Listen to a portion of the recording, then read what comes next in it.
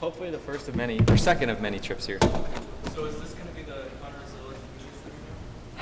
I hope. Remember our names. I will. Hello, hello, hello, hello, hello, hello. Sorry. Hello. All right. We are joined by Connor Zilisch, driver of the number 88 Chevy for Junior Motorsports. We can open it up right here with a few questions. Rob Tianson from thepodiumfinish.net. Connor, welcome back, and congrats on the pole for tomorrow's race. How confident are you about your chances, given the rough start this season, but knowing you're at your bread and butter track? And also, too, what message do you have to send your competitors about, hey, I'm the guy to beat tomorrow? Yeah, I mean, it's a really good start to the weekend. We had a rough start to the year, so getting the momentum kind of swinging in the right direction is much needed, and what better place to do it at a track like this. So excited for the race tomorrow. Just going to have to have a clean day and execute, which I know we can do. We've got a really fast WeatherTech Chevrolet, and all the junior motorsports cars are really fast. Ross and I, we're sharing a lot of notes together and kind of talking about our laps, and we feel like we'll have a good plan to go out there tomorrow and just take it easy and hopefully stay up front. Justin Schuler with Athlon Sports. So you were in here earlier talking about keeping your nerves in check, all that stuff. So checkbox one of many, I'm sure.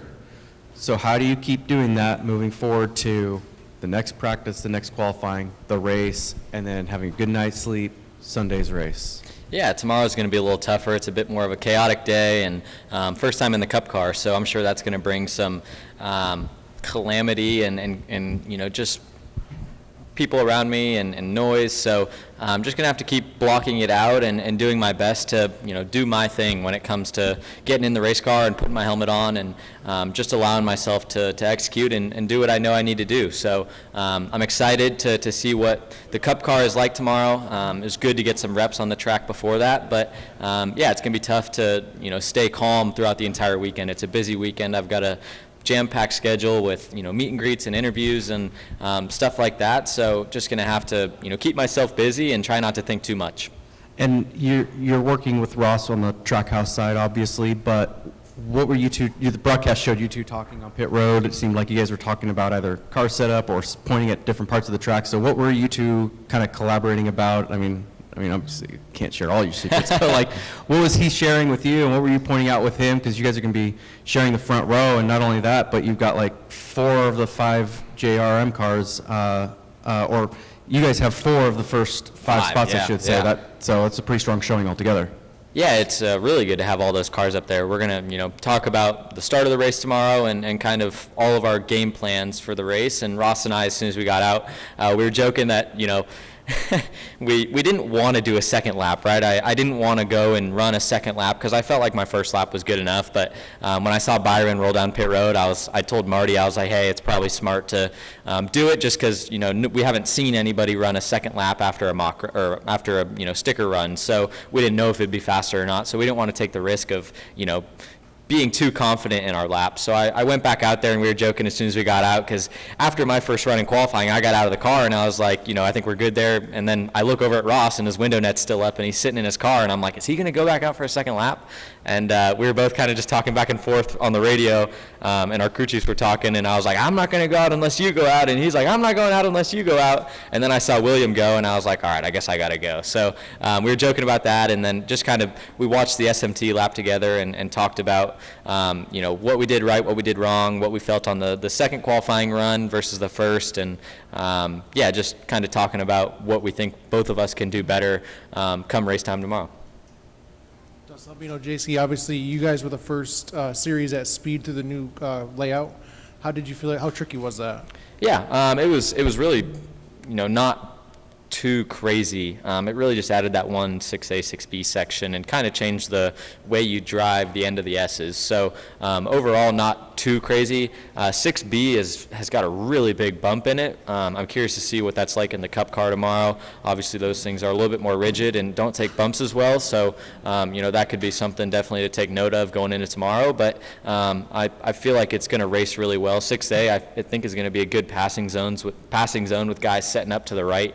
I think you're going to be able to pass there. And I'm just curious to see really how it races, and I'm glad I get to do the Xfinity race tomorrow to see that. Rob Tiongson again from thepodiumfinish.net. Connor, I worked with a driver in TA2 back in 2023, and he told me to watch you in NASCAR when you make it because you're going to win a lot of races and championships. That competitor is Tom Sheehan. What does it mean to you to hear someone as respectable as him to say that? And also, too, with all these people making fun of you at the lack of getting too much sleep, is this going to be an advantage going into this weekend? Yeah, sleeping's going to be important this weekend. I got a Red Bull party I got to go to after this, but yeah, it was really cool to hear that. I respect a lot of the guys I raced in Trans Am, and that series did a lot for me as kind of my development and growth. So yeah, it's cool to hear that from guys in that series, and it's definitely a series I enjoyed running.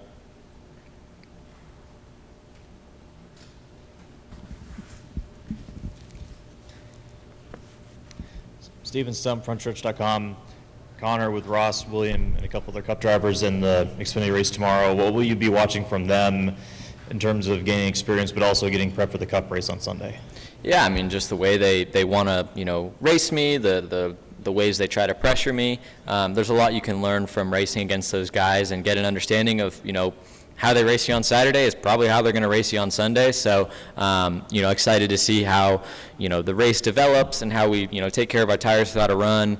There's a lot to pick up from those guys and their experience. So, I'm definitely not as fast as I feel I was at Watkins Glen. I feel like Ross is really close to, speed with me. So I think the two of us are going to probably have a good race against each other, and I'm excited to see how it plays out. But, I think William, you can never count him out either. So, yeah, I'm excited to see kind of how it plays out and how the run develops. I did a 9-lap run in practice, which gave me a good feel of fall off, and I think it's going to be interesting to see where the race goes.